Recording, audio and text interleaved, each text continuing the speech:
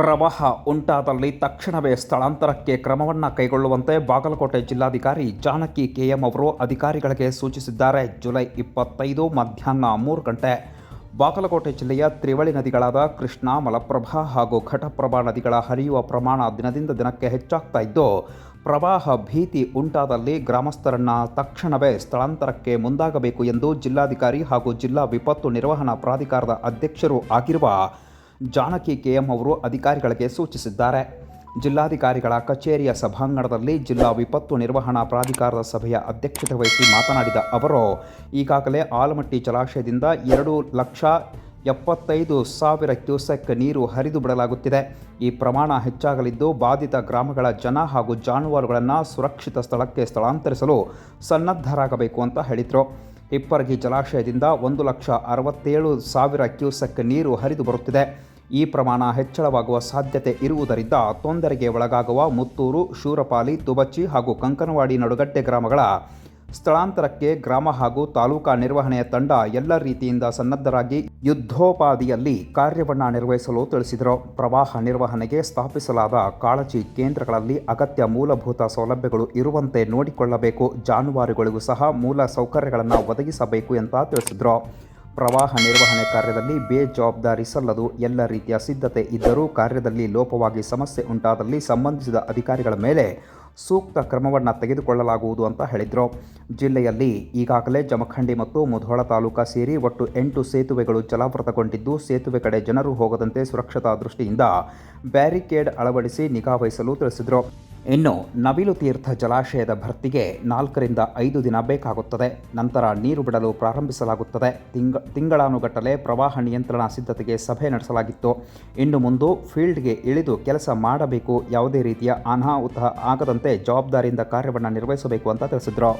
ಜಿಲ್ಲಾ ಪೊಲೀಸ್ ವರಿಷ್ಠಾಧಿಕಾರಿ ಅಮರನಾಥ್ ರೆಡ್ಡಿ ಮಾತನಾಡಿ, ಪ್ರವಾಹ ಸಂದರ್ಭದಲ್ಲಿ ಮುಖ್ಯ ಶಾಲಾ ಕಾಲೇಜು ಮಕ್ಕಳಿಗೆ, ಗರ್ಭಿಣಿಯರಿಗೆ ಹಾಗೂ ಹಿರಿಯ ಜೀವಗಳಿಗೆ ಯಾವುದೇ ರೀತಿಯ ಅನಾಹುತವಾಗದಂತೆ ಎಚ್ಚರಿಕೆ ವಹಿಸಬೇಕು. ಕಾಳಜಿ ಕೇಂದ್ರಗಳಲ್ಲಿನ ಸೌಲಭ್ಯ ಉತ್ತಮವಾಗಿರುವಂತೆ ಮುತುವರ್ಜಿಯನ್ನು ವಹಿಸಬೇಕು ಅಂತ ಹೇಳಿದರು.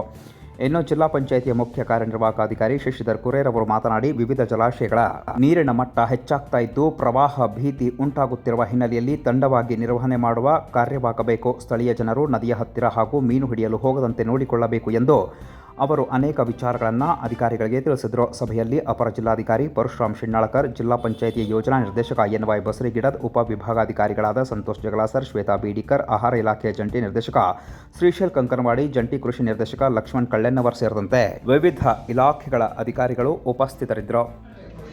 ಅಲ್ಲಿ ಬಂದ ಪ್ರತಿ ಕರೆನೂ ಕರೆಕ್ಟಾಗಿ ಅಟೆಂಡ್ ಮಾಡಬೇಕು. ಅವ್ರಿಗೆ ನಿಮ್ಮ ರೆಸ್ಪೆಕ್ಟಿವ್ ಆಫೀಸರ್ಸ್ ನಂಬರ್ ಆಯಿತು, ನಿಮ್ಮ ಕಾಳಜಿ ಕೇಂದ್ರಗಳದಾಯಿತು, ಹೆಲ್ತ್ದಾಯಿತು, ಏನೋ ಅವ್ರ ಹತ್ರ ಕೊಟ್ಟಿರಬೇಕು. ನಾವು ಕೊಟ್ಟಿದ್ದೀವಿ, ನೀವು ಹಾಗೆ ಮಾಡಿ. ಡ್ಯಾಮ್ ಅವ್ರು ಯಾರು ಬಂದಿದ್ದೀರಿ? ಡ್ಯಾಮ್ ಅವ್ರು ಏನಾರು ಇದ್ರೆ ಹೇಳ್ರಿ, ಅವರು DC ಬರೋವ್ರಿಗೆ ಯಾರಿದ್ದಾರೆ ಹೇಳ್ರಿ. ಬಾಗಲಕೋಟೆ ಜಿಲ್ಲೆಯಲ್ಲಿ ಭ್ರೂಣಲಿಂಗ ಪತ್ತೆ ಮತ್ತು ಗರ್ಭಿಣಿ ಸಾವು ಪ್ರಕರಣಕ್ಕೆ ಸಂಬಂಧಪಟ್ಟಂತೆ ಬಾಗಲಕೋಟೆ ಜಿಲ್ಲೆಯ ಗುಳೇದಗುಡ್ಡ ಪಟ್ಟಣ ಸೇರಿದಂತೆ ವಿವಿಧ ಪ್ರದೇಶಗಳಲ್ಲಿ ದೆಹಲಿಯ ವಿಶೇಷ ಅಧಿಕಾರಿಗಳ ತಂಡದಿಂದ ದಾಳಿ ನಡೆಯುತ್ತಿದೆ.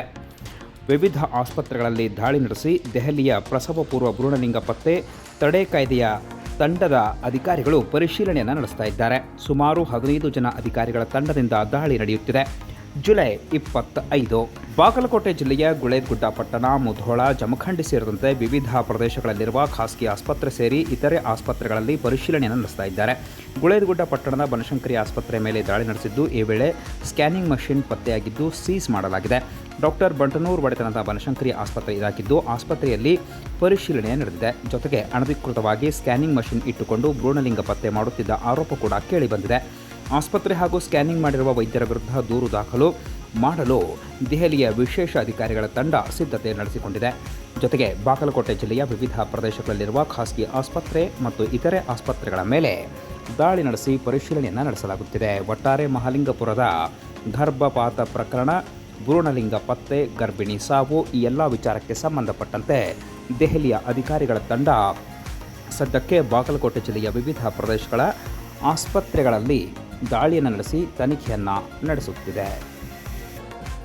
ಪ್ರವಾಹ ನಿರ್ವಹಣೆಯ ಹಿನ್ನೆಲೆಯಲ್ಲಿ ದಿನದ 24 ಗಂಟೆಗಳ ಕಾಲ ವಾರ್ ರೂಮ್ ಸ್ಥಾಪನೆ ಮಾಡಲಾಗಿದೆ ಎಂದು ಬಾಗಲಕೋಟೆ ಜಿಲ್ಲಾಧಿಕಾರಿ ಜಾನಕಿ ಕೆಎಂ ಪ್ರಕಟಣೆಯಲ್ಲಿ ತಿಳಿಸಿದ್ದಾರೆ. ಜುಲೈ 25 ಮಧ್ಯಾಹ್ನ 1 ಗಂಟೆ ಪ್ರಸ್ತುತ ಬಾಗಲಕೋಟೆ ಜಿಲ್ಲೆಯಲ್ಲಿ ಹರಿಯುತ್ತಿರುವ ಕೃಷ್ಣಾ, ಮಲಪ್ರಭಾ ಹಾಗೂ ಘಟಪ್ರಭಾ ನದಿಗಳ ಜಲಾನಯನ ಪ್ರದೇಶಗಳಲ್ಲಿ ಅಪಾರ ಪ್ರಮಾಣದಲ್ಲಿ ಮಳೆಯಾಗುತ್ತಿರುವ ಹಿನ್ನೆಲೆಯಲ್ಲಿ ಎಲ್ಲ ನದಿಗಳು ತುಂಬಿ ಹರಿತಾ ಇದ್ದು, ಇದೇ ಪರಿಸ್ಥಿತಿ ಮುಂದುವರೆದಲ್ಲಿ ಪ್ರವಾಹ ಪರಿಸ್ಥಿತಿ ಉಂಟಾಗುವ ಸಾಧ್ಯತೆ ಇದ್ದು, ಪ್ರವಾಹ ಪರಿಸ್ಥಿತಿ ಎದುರಾದಲ್ಲಿ ಪ್ರವಾಹ ಪೀಡಿತ ಗ್ರಾಮಸ್ಥರು ಸಾರ್ವಜನಿಕರಿಂದ ದೂರು ಸ್ವೀಕರಿಸಲು ದಿನದ 24 ಗಂಟೆಗಳ ಕಾಲ ಕಂಟ್ರೋಲ್ ರೂಮ್ ಸ್ಥಾಪಿಸಲಾಗಿದೆ. ವಾರ್ ರೂಮ್ ಸ್ಥಾಪಿಸಲಾಗಿದೆ. ಟೋಲ್ ಫ್ರೀ ಸಂಖ್ಯೆ 1077 ಅಥವಾ ಸಹಾಯವಾಣಿ ದೂರವಾಣಿ ಸಂಖ್ಯೆ 083542362440 ಈ ದೂರವಾಣಿ ಸಂಖ್ಯೆಗೆ ಸಂಪರ್ಕಿಸಬಹುದಾಗಿದೆ ಅಂತ ತಿಳಿಸಿದ್ದಾರೆ. ದಿನದ 24 ಗಂಟೆಗಳ ಕಾಲ ಕಾರ್ಯವನ್ನು ನಿರ್ವಹಿಸಲು ಬೆಳಗ್ಗೆ 6ರಿಂದ ಮಧ್ಯಾಹ್ನ 2, ಮಧ್ಯಾಹ್ನ 2ರಿಂದ ರಾತ್ರಿ 10 ಗಂಟೆವರೆಗೆ ಹಾಗೂ ರಾತ್ರಿ 10ರಿಂದ ಬೆಳಗ್ಗೆ 6 ಗಂಟೆವರೆಗೆ 3 ಪಾಳೆಯಗಳಲ್ಲಿ ಅಧಿಕಾರಿಗಳು ಮತ್ತು ಸಿಬ್ಬಂದಿಗಳನ್ನು ನಿಯೋಜಿಸಲಾಗಿದೆ ಎಂದು ಜಿಲ್ಲಾಧಿಕಾರಿ ಜಾನಕಿ ಕೆಎಂ ಅವರು ಪ್ರಕಟಣೆಯಲ್ಲಿ ತಿಳಿಸಿದ್ದಾರೆ. ಕೇಂದ್ರ ಮತ್ತು ರಾಜ್ಯ ಸರ್ಕಾರಗಳ ಯೋಜನೆ ಅಡಿ ಕೃಷಿ ಸಾಲವನ್ನು ನೀಡುವುದರ ಮೂಲಕ ಸರ್ಕಾರಗಳ ಯೋಜನೆಗಳನ್ನು ಕಟ್ಟುನಿಟ್ಟಾಗಿ ಜಾರಿಗೊಳಿಸಲಾಗಿದೆ ಎಂದು ಬಾಗಲಕೋಟೆ ಜಿಲ್ಲಾ ಕೇಂದ್ರ ಸಹಕಾರಿ ಬ್ಯಾಂಕ್ನ ಅಧ್ಯಕ್ಷರೂ ಆಗಿರುವ ಮಾಜಿ ಸಚಿವ ಅಜಯ್ ಕುಮಾರ್ ಸರ್ನಾಯಕ್ ಅವರು ಹೇಳಿದ್ದಾರೆ. ಜುಲೈ 25 ಸಂಜೆ 4 ಗಂಟೆ ಬಾಗಲಕೋಟೆಯ ನವನಗರದಲ್ಲಿರುವ ಬಾಗಲಕೋಟೆ ಜಿಲ್ಲಾ ಕೇಂದ್ರ ಸಹಕಾರಿ ಬ್ಯಾಂಕ್ನಲ್ಲಿ ಸುದ್ದಿಗೋಷ್ಠಿ ನಡೆಸಿ ಮಾತನಾಡಿರುವ ಅವರು, ಕಳೆದ ಮಾರ್ಚ್ ಅಂತ್ಯಕ್ಕೆ ಬ್ಯಾಂಕ್ 12.17 ಕೋಟಿ ರೂಪಾಯಿಗಳಷ್ಟು ನಿವ್ವಳ ಲಾಭವನ್ನು ಗಳಿಸಿದೆ ಅಂತ ತಿಳಿಸಿದ್ದಾರೆ. ಬ್ಯಾಂಕಿನ ಅಧ್ಯಕ್ಷರೂ ಆಗಿರುವ ಮಾಜಿ ಸಚಿವ ಅಜಯ್ ಕುಮಾರ್ ಸರ್ನಾಯಕ್ ಅವರು ಈ ಸಂದರ್ಭದಲ್ಲಿ 2024-25ನೇ ಸಾಲಿಗೆ 13.50 ಕೋಟಿ ರೂಪಾಯಿಗಳ ನಿವ್ವಳ ಲಾಭದ ಗುರಿ ಹೊಂದಲಾಗಿದೆ ಅಂತ ತಿಳಿಸಿದರು.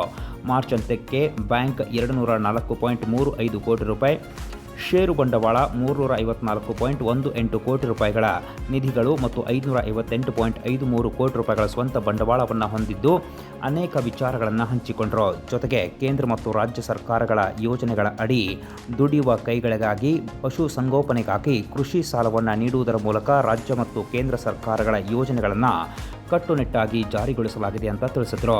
ಸಕ್ಕರೆ, ಸಿಮೆಂಟ್, PVC ಪೈಪ್, ಔಷಧ ಉತ್ಪಾದಿತ ಉದ್ದಿಮೆಗಳು ಹಾಗೂ ಶಿಕ್ಷಣ ಸಂಸ್ಥೆಗಳಿಗೆ ಸಮೂಹ ಪಾಲುದಾರ ಬ್ಯಾಂಕುಗಳ ಯೋಜನೆಯಡಿ ಯೋಜನಾ ವೆಚ್ಚದ ಅವಧಿ ಸಾಲ ಹಾಗೂ ದುಡಿಯುವ ಬಂಡವಾಳ ಸಾಲವೆಂದು 1692.68 ಕೋಟಿ ರೂಪಾಯಿಗಳ ಸಾಲ ನೀಡಲಾಗಿದೆ ಎಂದು ಅವರು ತಿಳಿಸಿದರು.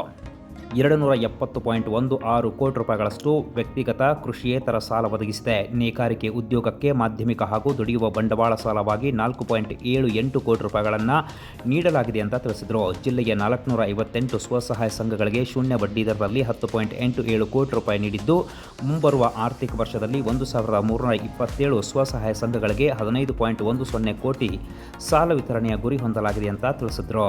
ಬ್ಯಾಂಕಿನ ಸದಸ್ಯತ್ವ ಹೊಂದಿ ವ್ಯವಹಾರ ನಿರ್ವಹಿಸುವ ಸದಸ್ಯ ಸಹಕಾರ ಸಂಘಗಳಿಗೆ ಸ್ವಂತ ಗೋಡಾವನ್ ಹಾಗೂ ಕಚೇರಿ ಕಟ್ಟಡ ನಿರ್ಮಿಸಿಕೊಳ್ಳಲು 4 ಲಕ್ಷ ರೂಪಾಯಿಗಳ ಸಹಾಯಧನವನ್ನು ನೀಡಲಾಗುತ್ತಿದೆ ಅಂತ ತಿಳಿಸಿದರು. ಇನ್ನೂ ಅನೇಕ ವಿಚಾರಗಳನ್ನು ಅವರು ಹಂಚಿಕೊಂಡರು. ಇನ್ನು ಸುದ್ದಿಗೋಷ್ಠಿಯಲ್ಲಿ ಉಪಾಧ್ಯಕ್ಷ ಮುರುಗೇಶ್ ಕಡ್ಲಿಮಟ್ಟಿ, ನಿರ್ದೇಶಕ ಪ್ರಕಾಶ್ ತಪ್ಶೆಟ್ಟಿ, ಅಗಸಿ ಮುಂದಿನವರು ಸೇರಿದಂತೆ ಇತರರು ಉಪಸ್ಥಿತರಿದ್ದರು. ನ್ಯೂಸ್ನಾಗ ನೋಡಿದ್ದೀನಿ 2,000 ಕೋಟಿ ಹಗರಣ ಅಂತೇಳಿ. ಅಲ್ಲಿ 2,000 ಕೋಟಿ ಹಗರಣ ಆಗಿತ್ತಂದ್ರೆ ಈ ಬ್ಯಾಂಕ್ ಯಾಕೆ ಉಳಿತಿತ್ತು? ಈಗ ಬ್ಯಾಂಕಿನ ಕೀಲಿ ಆಗಿಬಿಡ್ತಿತ್ತು ರೀ.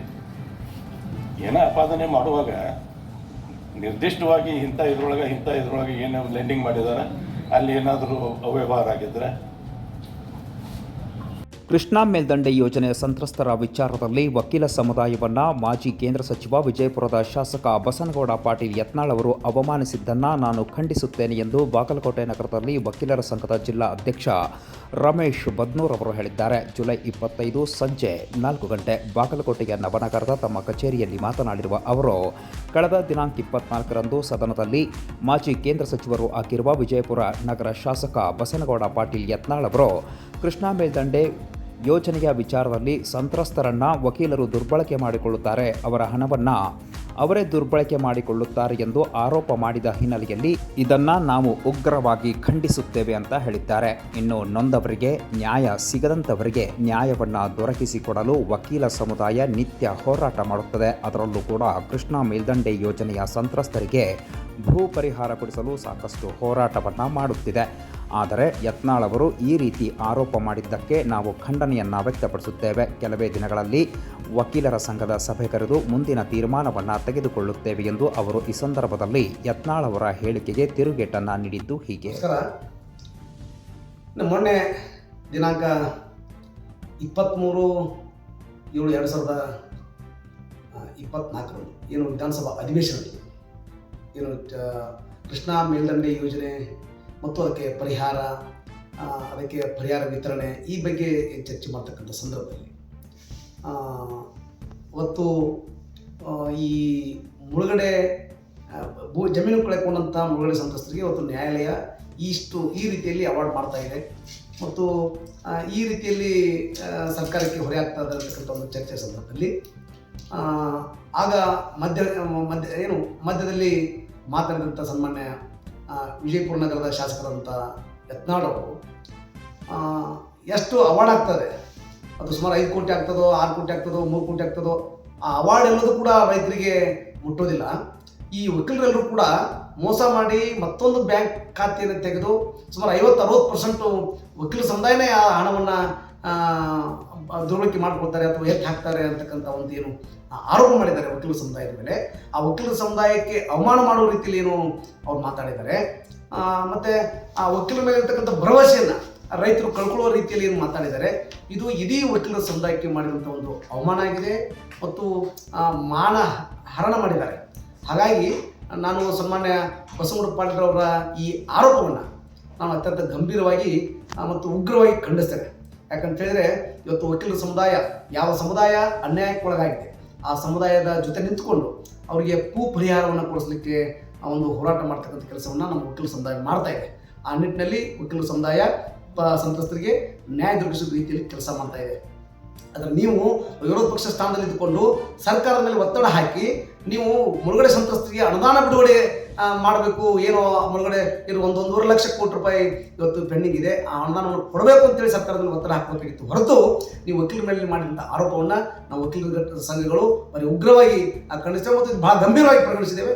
ಈ ಬಗ್ಗೆ ಬಾಗಲಕೋಟೆ ವಕೀಲರ ಭವನದಲ್ಲಿ ನಾವು ಸೋಮವಾರ ದಿವಸ ಸಭೆ ಕರೆದು ಒಂದು ಅಂತಿಮ ತೀರ್ಮಾನವನ್ನು ಪ್ರಕಟ ಮಾಡ್ತೇವೆ ಅಂತೇಳಿ ಈ ಮೂಲಕ ಹೇಳಿಕ್ಕೆ ಇಚ್ಛೆಪಡ್ತೇನೆ. ನಮಸ್ಕಾರ.